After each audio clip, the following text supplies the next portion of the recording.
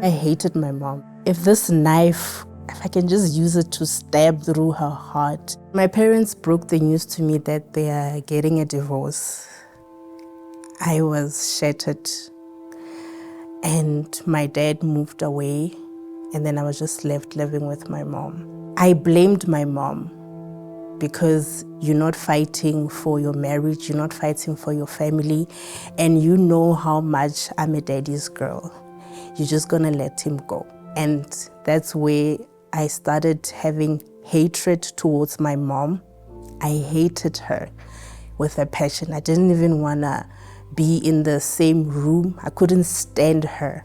Sometimes I just wanted to just punch her or just tell you, shut up. I started entertaining thoughts that I'm not good enough. Why did my dad leave me?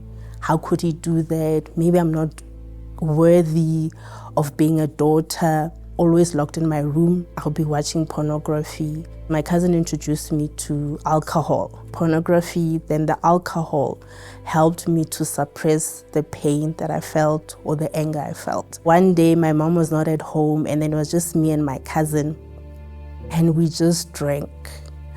We drank alcohol to the point where I had a blackout. And the next morning, my cousin was like, "Did you see what you were doing?" When she was telling me how I was vomiting, how I was busy undressing, I felt ashamed because I didn't even remember what happened. But then if she was telling me those are the things I did, I felt so ashamed. The sadness was so much that it even led me to drink more. When I was alone, I would drink more, even though I was underage, but I was able to get the alcohol. My mom was not at home most of the time, so it was easier for me to always be drinking. I remember one day I was busy washing the dishes, the way I hated my mom, and then I was washing a knife. And then this thought, like, if this knife could just, if I can just use it to stab my mom. Fortunately, she was not at home for her, but then that moment, that thought was like, if she was here and I could just put it through her heart, and then it just should be the end of her. For me, I thought that if she's gone, then my pain, the hurt, the sadness will be gone. I hated marriage. I didn't want to have a family of my own. I didn't want to face the situation that was happening at the moment. So for me, marriage and a family of my own was a no-go area. I didn't want to have a broken home. I also didn't want my own kids to also face the same pain, the same hurt. And also, I don't wanted my own children to resent me the way I resented my mom. I didn't want to have a partner. I wanted to be just by myself, without hurting anybody, without anybody experiencing the same pain I had. But men was a no-go area for me also. I was searching for many places for me to be able to numb the pain, to get rid of the pain. I was looking for a solution. The alcohol was not really working. The watching pornography wasn't working. I remember that morning, I went to the bathroom, and then in our medicine cabinet, I saw a full bottle of medicine. But I just said, let me just drink this. Maybe it will make me feel better. I just want to sleep, close my eyes, and not wake up. If you will drink this medicine, you will actually the pain will go away. And I just took it. I didn't hesitate. I obeyed that thought, took the medicine, and I just drank it full. The aim was like, I just want the pain to go away. I want to sleep and not wake up. Death didn't even want to accept me. I was rejected even by death. And after that, a deep regret, a deep guilt that I just realized that I was actually trying to take my life. I was tormented with voices. There were different voices calling my name. These voices were tormenting me. I could hear them, but then I couldn't see who's calling me or what that person was trying to, because I was alone. They would torment me. This was the lowest point, because on top of the sadness and the emptiness, I would hear these voices, but then I couldn't see who's calling me or what that person wants. I went to different religions searching for help, but I couldn't find it. And that was my life, without peace, without hope, living with the sadness and emptiness in my life. One day, I saw my mom was different. She had changed. She was lighter compared to the times or the days that I would see her. And then she came to me and said, I found a place, and it's the Universal Church. And she asked me, do I want to join her? And I was surprised, you want me to join you? But because I've tried so many places, I'm like, why not? Let me try this place. And I went with her. The environment was different from the religious places I've been to. They were genuinely happy. They were genuinely at peace. The pastor was talking about all those who are heavy laden, come to me. Jesus said that all those who are heavy burdened, come to me and I'll give you rest. And I was like, rest? I've never heard before that there's someone who can give me rest. For me, the only rest, it was death. But when the pastor spoke about you can find rest, I became more intrigued. I became interested. And when I left the church that day, I was able to sleep well.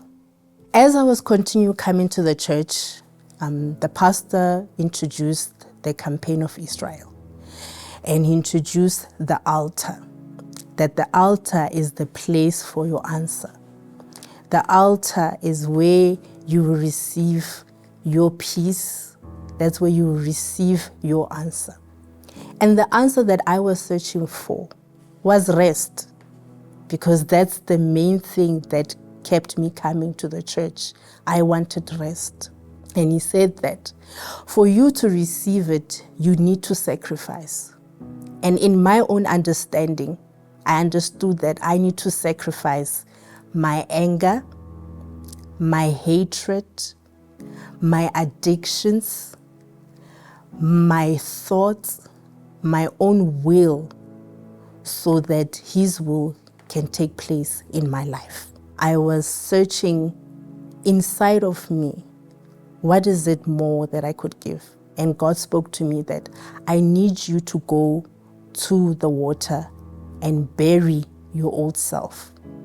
I buried my hatred, my anger, my sadness. And even though I was new in the church, I've tried so many places, but I said, let me try this God, this Jesus, that let me place myself and see indeed if truly you will give me rest. I raised my financial sacrifice, but I put myself in that envelope. I put me, Lerato. I climbed that altar and I placed myself on the altar. I placed my hatred, I placed my anger, I placed my resentment, and I said, God, I'm not writing anything, but as I put this envelope on the altar, I am placing my life. I am placing what is inside of me, and I'm putting it here on your altar so that I can find rest. It didn't take time, because the pastor did mention that when you receive the Holy Spirit, you receive power. But I didn't have that power. I was like, yes, I did what you said I must do. God, you told me to sacrifice my life, to give everything, and you will give me power, which I didn't receive yet. I was revolted at the situation that I'm not going to come to church and I'm just going to waste my time. I was like, now I want you. I want what you promised. And I went to the bathroom, I locked myself, and I poured my heart and said, this toilet, God, I'm pouring who I am, what I am. My past I put in your hands. I've obeyed you. You said I must do, and you will give to me, God. And that's exactly what I did. So I don't accept to be in your house but not having your spirit. I don't accept to come and just waste my time, because at the end I'm going to give up. I'm going to go back, but I no longer want that. I want your spirit. I was revolted because without your spirit, God, I'm going to go to hell. And I don't want that, because that's what I've learned now, that without your spirit, I do not belong to you. I want to belong to you. I want to have a relationship with you. I want to be one with you.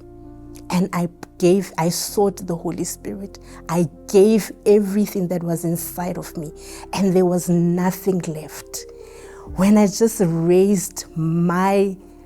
raised my face, God just gave me peace.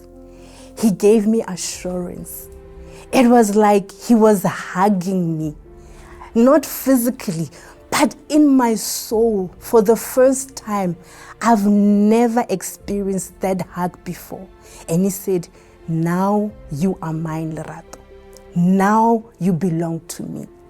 And now I have given you true rest and peace. I knew that inside of me that he is with me, that I am born of God, that he has poured his spirit and his assurance that you are mine. I gave me rest. He gave me peace. He gave me what I've been searching for all this time. And that was the rest that I've been looking for. After that day, my mind was transformed. I no longer looked at my mother the same way. When she came home, I hugged her. For the first time, I had a conversation with her in a smile. He transformed my life. And from that day on, what I received, I wanted other people to receive it. I wanted to give what he has given to me. Unfortunately, an incident happened not so long after that on my way from church, I got raped. So he overpowered me with a sharp object and he dragged me to a nearby bushes. And while he was busy forcing himself on me, which was not a good incident, but believe me or not, I was not angry at him. I did not hate him. I only felt sorry for his soul. I was just sad that he's actually doing this and he doesn't know what he's doing. But inside of me, I was at peace. I was only feeling sorry and praying for his soul. Even though I faced a traumatic experience, my close friends and family, they were surprised why was I at peace. But they couldn't understand that the peace I received was not based on the circumstances, but it was internal. It didn't change what I had received inside. The peace I still had. I was able to forgive him. I never held a grudge. From that moment, even when he ran away, I didn't hate him. I was not angry or hating him. And I was at peace. I remember even my father was even asking me, why are you still going to church after what you faced? And I'm like, my commitment is not with the church. My commitment is with Jesus. And I'm going to continue to give my best, because he said he is my strong tower and the righteous run to it when they're in pain. And that's exactly what I did. I ran to him and he was my strong tower. He kept me strong. And the more I gave myself, the more peace and the more forgiveness I had. I even started attending the therapy of love Thursdays. I committed myself. I made my own chain of prayer. Guess what God did for me? Let me show you.